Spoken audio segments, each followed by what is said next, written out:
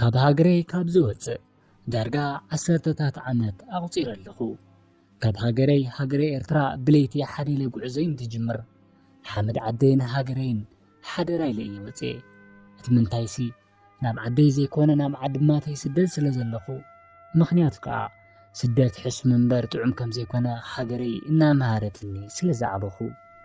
ምሳላ ፍርሐይ ፍቅሪ ሃገረይን ኣብ ልበይ ተሰኪመ ጉዕዞ ስደት ሓደለ ብሰላም ጀመርኩ ገና ሓደለ ሓመድ ሃገረይ ኤርትራ ውድእ ሓመድ ካልእ ሃገር እንትረግጽ ውሽጠይ ዘይርሳዕ ስምዒት ተሰምዓኒ እቲ ስምዒተይ ብዙሓት መሓዙተይ መሳርሕተይ ዋላ እንተገረሞም ንዓይ ግን ክርስሳዕ ዘይኽእል እዩ ነይሩ መሬት ኤርትራ ሃገረይ ውድእ መሬት ትግራይ እንትረግጽ ምሳይ ዝነበሩ ብፍርሒ ተዋሓጡ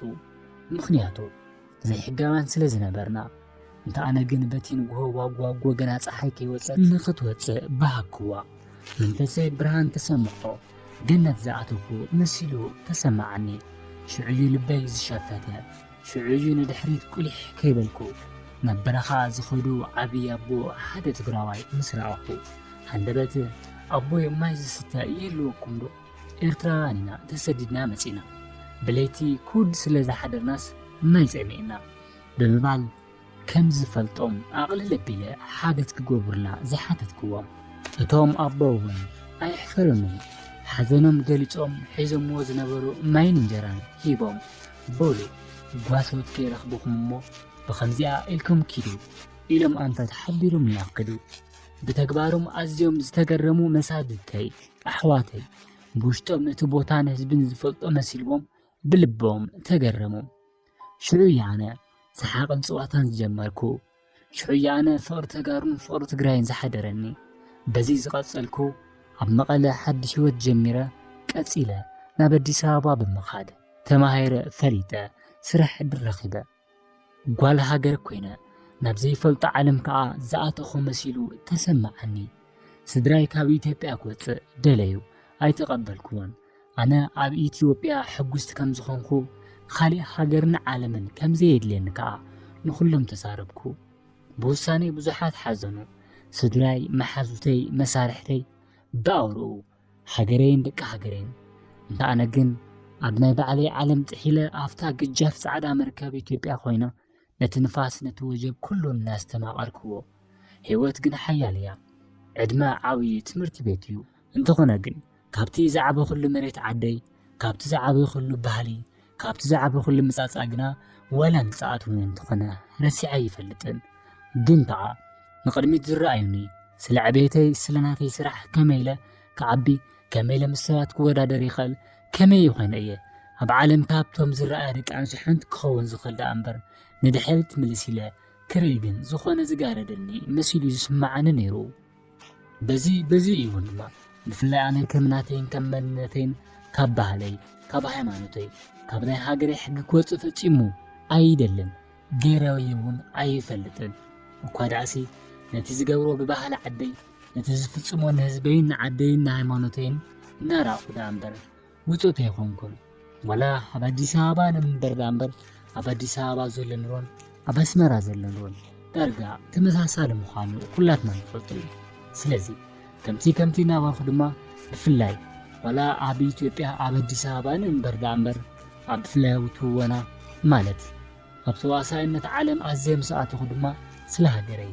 ስለ ዓደይ ባህልን ሃይማኖትን ዳ እምበር ስለ ካልእ ኣይዘመርኩን በዚ ተኣሳሲሩ ድማ ብፍላይ ምስ ህዝቢ ትግራይን ህዝቢ ኤርትራን ዘሎ ኣፈላላይ ንብዙሓት ዓመታት ከይተረዳእኽዎ የጸኒሐ ስለዚ ድሕሪ ዝተወሰነ ግን ህዝቢ ኤርትራን ህዝቢ ትግራይን ሓደ ምዃኑ ተረዳእኹ ኣፈላላዩ ብፖለቲካ ዝመፀ ዳ እምበር ዝተወሳሰድዎ ነገር ከምዘየለ ተረዳእኹ ብፖለቲካ ምኽንያት ድማ ንብዙሓት ዓመታት ተፈላልዮም ንብዙሓት ዓመታት ደም ተፋሲሶም ንብዙሓት ዓመታት ከም ጸላእቲ ተቋፂሮም ዳ እምበር ዘፈላልዮም ነገር የለን ብቋንቋ ብሃይማኖት ብኮታስ ብኩሉ ነገሩ ድማ ኣፈላላይ ዘይብሎም ኣብ ዓለም ካብቶም ዝቀራረቡ ህዝብታት ክልቲኦም ምዃኑ ድማ ድሒሩ ዝተረደአኒ ሓቂ ነይሩ ድሕሪኡ ድማ ንህዝቢ ትግራይ ከም ህዝቢ ገይረ ክሪኦ ዝረኣኹ ንህዝቢ ትግራይ ከም ህዝቢ ኤርትራ ገይረ ክሪኦ ክጥምቶ ዝኽኣልኹ ነዚ ድማ ህዝቢ ትግራይ ብማለ ድማ ህዝቢ ኤርትራ ርሲዕ ማለት ይኹን ትግራይ ማለት ኤርትራ ርሲዕ ማለት ኣይነበረን በዚ ድማ ብዙሓት ኣሕዋተይን ፈተውተይን ድማ ላየ ከም ፀላኢት ክርእዩ ጀመሩ እንተ ኣነ ግን ነቲ ከይደገፍኩ ነቲ ከይፀላእኹ ነቶም ክልቲኦም ህዝብታት ይቀራረቡ ኣሕዋት እዮም ተዛሚዶም ተዋልዶም ዝነበሩ እዮም ድሕሮም ብዝመፁ ፖለቲከኛታት ድማ ኣፈላልዮሞ ሓው ነቲ ሓው ቀቲልዎ እቲ ሓፍቱ ነቲ ሓፍታ ቀቲላታ በዚ ዝመፀ ድማ እዚ ደም ምፍሳስ ኣኺሉ ድማ ኣብ ዘመንና ናብ ዕድመና ድማ ነቲ ዝነበረ ፍቅሪ ተቐፂሉ ድማ ክኸይድ ኣለዎ ዝብል ቅዋም ሓዝኩ ነዚ ብምባሊ ድማ ብዙሓት ፀልእቲ ኣፍረኹ ምክንያቱ ኣነ ንኩናት ትግራይ ደገፍኩን ንፖለቲከኛታት ትግራይ ደገፍኩን ንፖለቲከኛታት ኤርትራ ይኹን ኣመራርሓ ይደገፍኩን ኣነ ዝድግፍ ንህዝቢ ትግራይ ንህዝቢ ኤርትራ ነቶም ውፅዓት ኣብ መሬት ዘለው ደቀም እናገበሩ ድፁህ ደሞም ዓፅሞም ፍቐድ በረኻ ዝተፍኡ ዝተርፉ ዘለው ግን ንዓኣቶም ግና ይኣክል የብቅዕ ኣብ መንጎ ክልተ ኣሕዋት ፅልኢ ክፍጠር የብሉን ዝብል ቅዋመይ ድማ ኣነፂረ እየ በዚ ድማ ብፍላይ ካብ ስራሕ ይኹን ኣብ ካልኦት ነገራት ወላ ዕንቅፋት ኣይፈጠረ እንዳ እምበር ከምታ ሃገራ ዝሸጠት ከምታ ንሃገራ ዘይትፈቱ ንሓመድ ዓዳ ግዲፋሲ ንሓመድ ካልእ ትብህግ ዓይነት ተገይረ ብብዙሕ ሓሳባት ድማ ተሳኢለ እየ ግን ከዓ ነቶም ሓቂ ዝፈቱ ነቶም ሃገሮም ዝፈቱ ነቶም ህዝቦምን ኣዲኦምን ኣቦምን ሓውን ዝፈቱ ከዓ እንሆ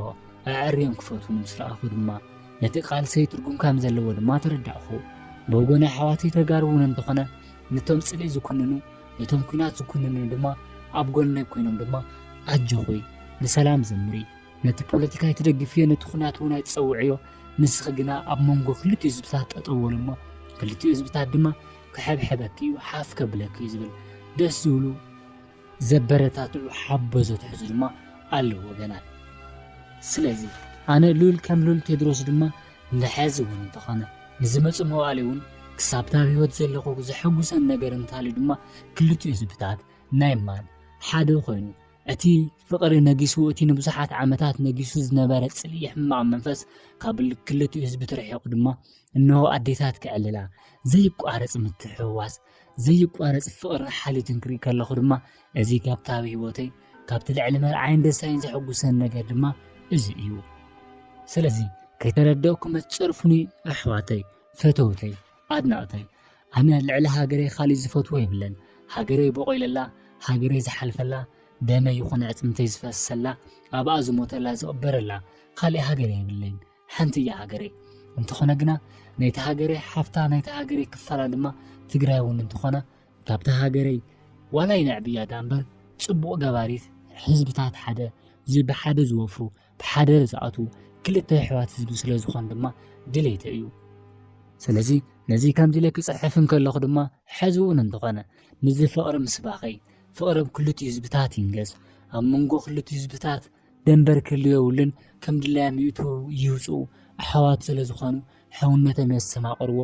ኣብ ኤርትራ ከይዶም ይዘምሩ ኣብ ትግራይ መፂኦም ይዘምሩ ኣብ ኣስመራ ኣብ መቐለ እናበሉ ይመላለሱ ብምባሊ ድማ ነዚ እውን እንተኾነ ሕማቕ ዘውፅሉ ሰብ ኣይሰኣንን እሞ ሕዚ እውን እንተኾነ ክሳብታ ዘለኽዋ ዕድመይ ክሳብታ እግዚኣብሔር ዝፈቐደለይ ድማ ናይ ክልቲኡ ህዝብታት ሽግሓርነት ኣብ መንጎ ተወሊዑ ክርኢ ድማ ባህገይ ድሌተይ ትምኒተይን እዩ ስለዚ እዚ ደብዳቤ ክፅሕፍን ከለኹ ድማ ብፍላይ ከዓ ንህዝቢ ኤርትራ ንሃገሬ ኤርትራ ንመናእሰይ ኤርትራ እዛ ሃገር እዚኣ ናትና ከምዃና ይኣምን ንሕና ድማ ኣብ ዕድመናን ኣብ ዘመንናን ድማ ነዛ ሃገር እዚኣ ድማ ናይ ባዕልና ዝኾነ ታሪክ ክንፅሕፍ ኣለና እቶም ሕሉፋት ወገናትና ብደሞም ብዓፅሞም መስሪቶምልና ዝኸዱ ሃገር ንሕና ድማ ኩናት ይኣክል ምዕባለ ይምፃእ ኣብ ሃገር ጥራሕ ዘይኮነሲ ኣብ መላእ ዓለም ድማ ኤርትራ ትባል ሃገር ክትፍለጥን ኤርትራ ትባል ምዕብልትን ዘመናዊትን ኢኮኖሚያውን ማሕበራውን ዝረጋገፅ ክትኸውን ድማ ኩላትና እጃምና ክንወፊ ይግባእ ኣብ ጎንና ድማ ከም ሓውካ ዝበለ ህዝቢ ትግራይ ከም ሓውካ ዝበለ ህዝቢ ኤርትራ ኮይኖም ድማ ዘይነፃፀሉ ክልተ ህዝብታት ኮይና ክንቅፅል ድማ ተስፋይን ትንቢተይን እዩ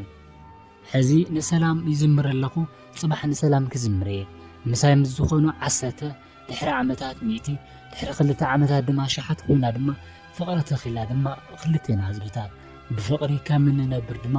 ዘጠራጥር ጉዳይ የብለን ሕዚ እውን ፍቕሪ ይስዕር ክልቲኦም ህዝብታት ሓደ ኮይኖም ክሳብ ዝሪ ድማ ቃልሰይ ክቕፅል እየ